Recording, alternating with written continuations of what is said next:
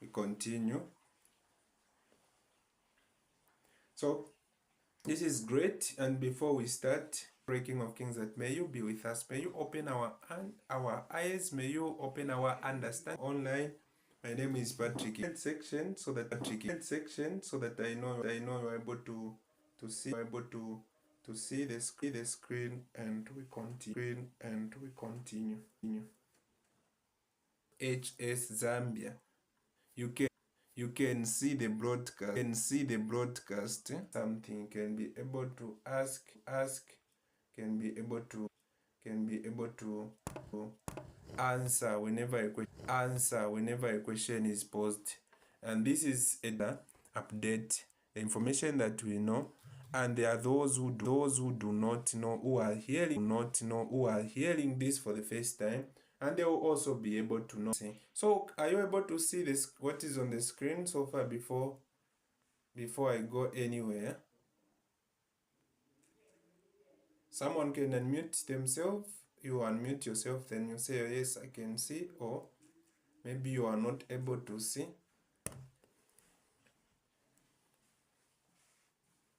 Now we are going to talk about vital signs and clinical interpretation. My name is Patrick Nkemba, diploma holder in clinical medical sciences, in short, a clinical officer general. Then, before we go any further, I just want to make it clear on the definition of vital signs. So vital signs are fundamental measurements that provide immediate information about patient's physiological status, and this treatment, the treatment that we are giving to the patient, monitor whether this patient is progressing or this patient is not progressing. This patient is responding to our treatment, or the patient is not responding to the treatment. That is the definition of vital signs. So the vital signs are clinical measurements. Very important. And these clinical measurements are not just routines. We are getting this information that they are not just routines because I gave you the story. If you've not seen it in the group, this child came late, around 18 hours. It was the time I was about to knock off, and I saw this mother coming in with the child sleeping, but in the real sense, the child wasn't sleeping. The child was just severely sick. So when we looked at this child, the time we started now managing, we knew that this is severe malaria. Now we are getting to cannulation and giving the first dose of artesunate and all the resuscitation measures. The child died. So what we are getting from that is that numbers were ignored, in short. Other people were managing signs and symptoms. They were trying to manage the fever. They give cowpox, they give this just to lower the fever, forgetting that severe malaria should be treated with artesunate. So the emphasis here is that numbers that we measure when patients come, they are not routines.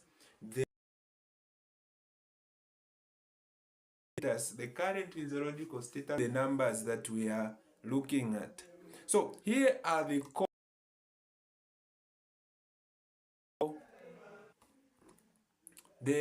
core vital signs that we look at, and the four of them, they are very, very vital because we check them whether the patient is okay or not. But the fifth one, which I've included, is optional. I'll be able to explain later why I've said that.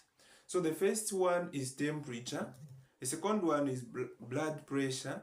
The third one is pulse, which is the pulse rate.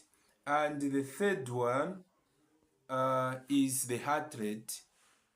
And the other one, which is the fourth one, is the heart rate. And the fifth one is the oxygen saturation. So I'll be able to explain one by one as we go on with the presentation. So we'll begin with temperature so that we just get to understand. So in medical science, I know temperature can be defined in a lot of ways in different fields, maybe in geography, whatever. But in medical science, when we talk about temperature, We are referring to the measure of the body's ability to generate and dissipate heat. The body's ability to generate and distribute heat, in case that word as you have not understood it. And this is a critical indicator of metabolic activity as well as pathophysiological health. For us to know whether this patient is fine, the functioning, especially metabolic functioning, is okay, and overall healthy is okay, we will need to look at somebody's body temperature.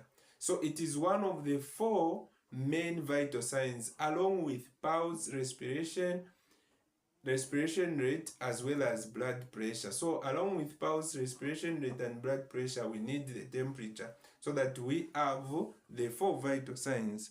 I've not put pulse, I've not put Fahrenheit elevated without coming back to normal for a long period of time. Even for 24 hours, it is elevated for it is called discontinuous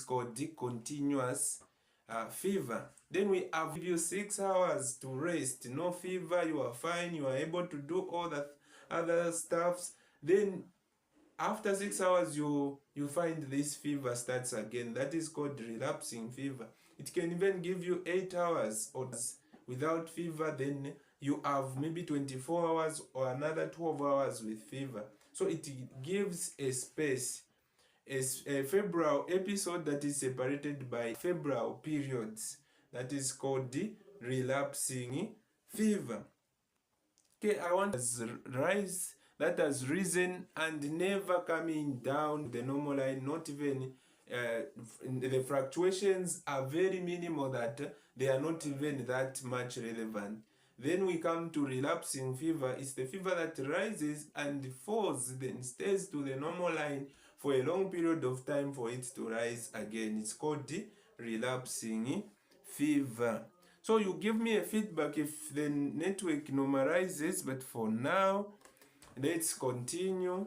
We see how we can do this, and hope that the record that remains after these network fluctuations will be able to, it will be clear, so that you are able to understand something. So let's come to the grading of fever. The grading of fever, we have a fever of 37.5 to 38 degrees Celsius. This is called the low grade fever. This time, sometimes people might not even come to the hospital if they have this fever. They will not even consult you because they think, oh, it's fine, they will be well. They are just, they feel it will be fine because it is a low grade fever, by the way. And sometimes this low grade fever can even be chronic, like somebody can be staying with it for a long period of time. Most of the times when somebody presents with a low grade fever, it is usually associated with malignant conditions, because malignant conditions present usually with a low grade fever. So moderate fever, it is 80, not really 80, sorry for that. That is 38.1 to 39.0 degrees Celsius. So between 38.1 to 39 degrees Celsius, that is moderate fever. High fever is any fever that is more than 39 degrees Celsius. High fever is any fever that is more than 39 degrees Celsius. So 39 to 40 degrees Celsius, that is high grade fever. Then hyperpyrexia is any fever that is more than 40 degrees Celsius. So it can even be 41 going up. This is very dangerous because this patient is in danger. I'll be able to mention the danger that they are in the pathophysiology of fever. Hope you are able to follow me and you are able to get something. I don't want to see people leaving because it's looking or sounding complicated. No, let's just stick to the basics. So these temperatures, I know they are in another language, but they are just talking about what I'm talking about. I wanted you to focus so much on the colors so that you can be able to associate. The red one is hyperpyrexia, which is a danger. It's showing that this patient is in danger and we shouldn't be so comfortable dealing with this matter. So I just want you to know some of the causes of fever. If somebody presents with fever, what are we thinking about? One of the causes are infections. Sometimes I want to give just an example: typhoid fever, malaria, even pneumonia. These are examples of infections. I know infections, you must know that they are categorical. They are categorized into bacterial infections as well as fungal infections, or some people can say they are parasitic infections. So you should be able to suspect infections.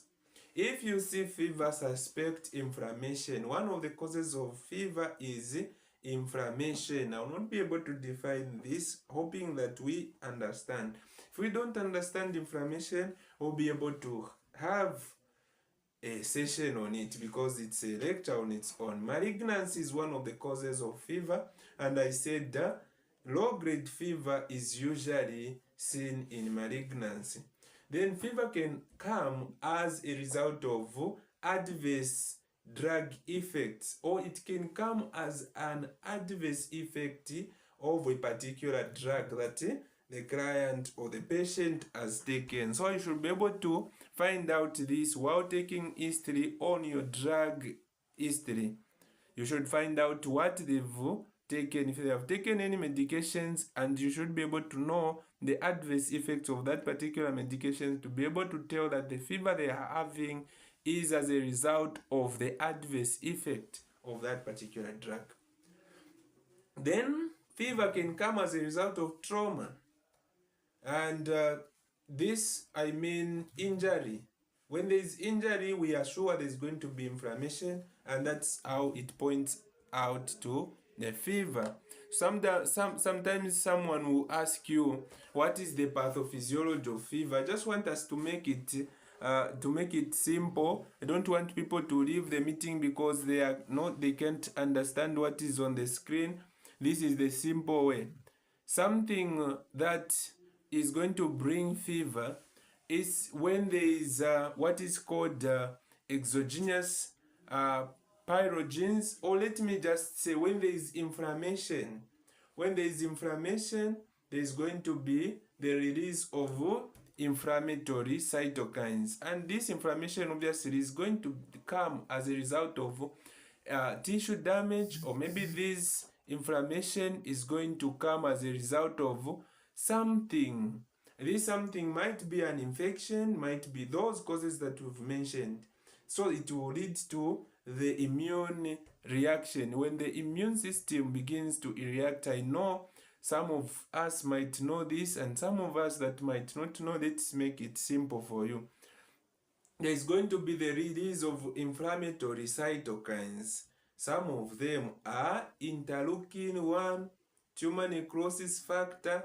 These inflammatory cytokines will lead to the release of prostaglandins. I know some of you might not really understand this, but what I want you to understand is that prostaglandin release is going to reset the hypothalamus. Hypothalamus is the region of the brain that is now responsible in controlling the temperature in the body. So it is responsible in controlling the temperature. It's more like the thermostat. It controls where the normal range falls. So now the hypothalamus will reset. This reset is as a result of the problem-solving mechanism of the body. When there is an infection, the body wants to fight, and by fighting, by raising the body temperature, the body wants to make the environment, the internal environment, uncomfortable for the parasites, maybe uncomfortable for the offenders. In so doing, the body will also be uncomfortable because the body cannot function. Let me say the enzymes of the body begin to denature when the temperatures are greater than 40 degrees Celsius. So in the process that was meant to favor the body by fighting an infection, it begins to work against itself. That's why it is very important to reduce the fevers when they begin to escalate, because this patient is now at the point when they begin to feel the disadvantage of their normal mechanism that was meant to save them, and it begins to destroy them. So let's not dwell so much on that. We go direct, because of time, we talk about BP, or we talk about hypertension. So when we talk about BP in this case, we're looking at it as one of the vital signs that we are measuring. So BP comes in, if we want the definition, blood pressure is the force that is exerted by blood that is passing in the blood vessels. So this force that is exerted by blood comes from the cardiac output, and it comes from the vascular resistance. So in short, from the blood vessels, and it also comes as a result of the blood volume. So these are the things that brings up the blood pressure. So I just wanted to explain that, though they are not on the screen, so that you'll be able to understand the point that says increased cardiac output. So when there is increased cardiac output, it means there is going to be an increase in the blood pressure, because that is one of the ways where blood pressure rises from. That is one of the regulatory mechanisms for blood pressure. So the other part is increased vascular resistance. When the vascular resistance increases, we know there's going to be an increase in blood pressure. Then the other part is RAS activation. RAS activation, I was able to explain the RAS system. I will not be able to get into it in details because of time, but if you have a question on it, I can be able to do that. But for now, we can pass and look at these other parts, but that is very important. So these images are just trying to show the blood pressure regulators and how it can lead to hypertension. So how it can lead to increased blood pressure or reduced blood pressure is because of these organs that are here. We have blood vessels, we also have the brain, we have the heart, then we have the kidneys. These are the regions that control the blood pressure. So from the brain, if there is an anaphylactic response, then you are sure that you are going to have reduced BPs or high blood pressure. If someone has anxiety, if someone is in panic, because of that sympathetic nervous system activation, you are sure that it's going to lead to increased heartbeat, which will lead to increased cardiac output, which will also lead to increased or elevated blood pressure. So these organs, they control the blood pressure. If we come to the kidneys, then we are trying to talk about the RAS system and how it leads to the increase in vascular resistance, then increase in water and sodium retention, and how it will also lead to, at the end of the day, increased or reduced blood pressure. So these are able to regulate blood pressure. There are ways in which the body normally regulates the blood pressure on its own. So this is the staging for blood pressure. This is WHO staging. Hoping that we are familiar with it. The picture that I have put, I know that it might not really be clear, but what is in the picture is what I've already shown here. So what we can do is we pass. Now this is very important. Let's just have a comment on this. Okay, the comment I can leave you with on this one is that one of the stages I've not mentioned here is hypertensive emergency. All other things you can be able to check on them, pause the video if it's on YouTube, or maybe you can check on them at your personal time. But what I shouldn't forget to mention is that there is hypertensive emergency. The blood pressure of 180 over 110, as well as, let me say, greater than 180 over 110, it is called hypertensive emergency. When this hypertensive emergency occurs, it means somebody is in danger of having what is called hypertensive urgency. Hypertensive urgency is when there is elevated blood pressure with end organ damage. With end organ damage, it means they will present with signs and symptoms of blood pressure. It means they will present with signs and symptoms of end organ damage. This can be a retinopathy, that is called hypertensive retinopathy. It can be maybe they had even a CVA or cerebrovascular accident or anything. They may have renal failure, heart failure. Those are signs of end organ damage in hypertension. So if you forget anything here, you forget these numbers. If you see 180 over 110 when measuring the patient's blood pressure, know that you have received an emergency. It's not something to joke with, because your patient will die.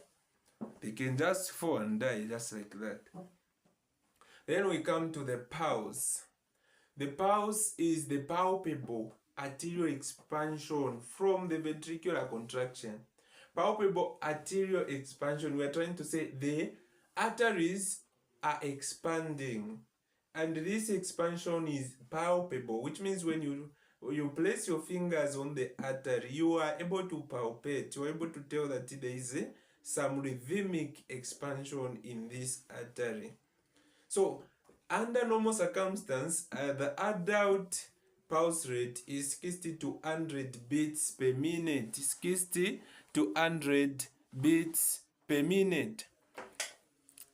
So before we go any further, let's check the next slide. So when you are measuring the pulse, you are assessing the pulse, you need to check for these three things. Number one, the rate. I've already mentioned the normal rate. You should be able to know that if it is less than 60, you are dealing with bradycardia. If it's more than 60, you are dealing with, if it's more than 60, it's normal as long as it's not more than 100. If it gets to more than 100 in adults, then you are dealing with tachycardia. So it's to be careful on those kind of things when it comes to the rate. Then the rhythm as well as the volume. Let's comment on that in the next slide. This is what I just talked about, tachycardia. Some of the causes of tachycardia, we have fever, pain or shock. Then bradycardia, that is when it is less than 60. The pulse is less than 60, that is bradycardia, which can come as a result of a heart block. We are talking about the electroconductivity of the heart. I might not really go into details, but when there is the block in the electroconductivity of the heart, like the electroconductivity, the SA node, AV node, if you've heard about such kind of things, it's not working well, then you are going to have such kind of issues. Then we have irregular. We have irregular, which means arrhythmias. So the pulse might be irregular. Sorry, something came on the screen and it obscured me. So if you have the irregular pulse, then you are dealing with arrhythmias. Sometimes the pulse itself, it can be able to communicate on what the heart is going through. So that's why the heart rate in this case is optional. I'll be able to explain what I mean by the heart rate is optional, but in this case I want us to look at the clinical interpretation of pulse. So why is the pulse important? I've already explained this, but let's talk about these are the regions where you can be able to palpate, the points where you can be able to palpate the pulse. So this is the person here, but in case labeling this person is hard, you can come and check here to say these points. We have the carotid, we have the carotid pulse, we have the brachial pulse, we have the radial pulse, popliteal pulse, as well as the dorsalis pedis pulse, then the posterior tibial pulse, the femoral pulse, as well as the apical pulse. In most cases, this one you can even use the stethoscope. In short, you can auscultate the heart. This is, you can't have a different heartbeat and you have a different pulse. If you have that, then you should run away. That is a taboo. Somebody can't present with a pulse that is different from the heart rate. It's a taboo. If you've heard about that, you'll be able to give me in the comment section so that I also learn from you. So far as my knowledge has saved me, it is rhythmic. It should flow together. That's why I've less notes on the heart rate or heartbeat, because most of what I've said on the pulse is applying also on the heartbeat. The only difference is that the heart rate assesses the cardiac rhythm and efficiency. It's trying to talk about how effective is the heart. Even the pulse will give you some picture of how effective the heart is, but in case when the peripheral pulse is weak or you can't get any pulse, rush to the heart. Try to see, try to auscultate, try to do ECG, try to see the electroconductivity of the heart. There is what is called 12-lead ECG. In most of the emergency rooms, it's very close. So connect this patient to 12-lead ECG and try to see the electroconductivity of the heart. You see if you are dealing with a patient who is alive or the patient has already died. These things are very important. They are not just numbers. They are things that determine the life of the patient that is in your hands, because the changes in these things, they happen at the point when they are happening in the body. It reflects. In short, they are windows that helps us to see what is taking place inside the body. The other vital that I said I will talk about later is pulse oximetry. There is an instrument that we call pulse oximeter that is used to measure the